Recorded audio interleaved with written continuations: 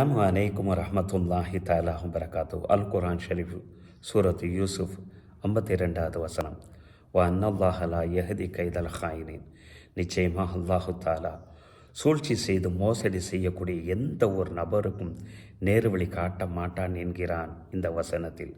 நபீனா இறை தூதர் யூசுப் அலைஹிஸ்ஸலாம் அவர்களுடைய வாழ்க்கையில் ஏற்பட்ட அனைத்து விதமான சூழ்ச்சிகளையும் அனைத்து விதமான மோசடிகளையும் சொல்லி காட்டியதற்கு பின்பாக இறைவன் சொல்லக்கூடிய முத்தாய்ப்பான வார்த்தைகள். சூரத்துல் அன்ஃபால் 58வது வசனத்தில் சொல்வான், இன் அல்லாஹலா யுஹிப்புல் ஹாயினின். நிச்சயமாக அல்லாஹு சுப்ஹானஹு வ தஆலா சூழ்ச்சி செய்து மோசடி செய்யக்கூடிய எந்த பயலையும் நேசிக்க மாட்டான் என்கிறான் இந்த வசனத்தில். சரி, சூழ்ச்சி செய்யக்கூடிய நபர்களுக்கு எப்படி அடையாளங்கள் காண்பது? நபிகள் நாயம் ஸல்லல்லாஹு அலைஹி வஸல்லம் சொல்கிறாங்க, சஹீஹுல் புகாரியில் இந்த ஹதீஸு பதிவு செய்யப்பட்டிருக்கு. ஆயத்துல் முனாஃபிகி சலாசும். இப்படிப்பட்ட நயோஜர்களுடைய அடையாளங்கள் 3. இதா ஹத்தஸ பேசினா கதிப பொய்யத்தான் பேசுவான். இதா வாழத உங்களுக்கு ஏதாவது வாக்குறுதி கொடுத்தா ஹிலஃப அதற்கு மாற்றம் தான் செய்வான்.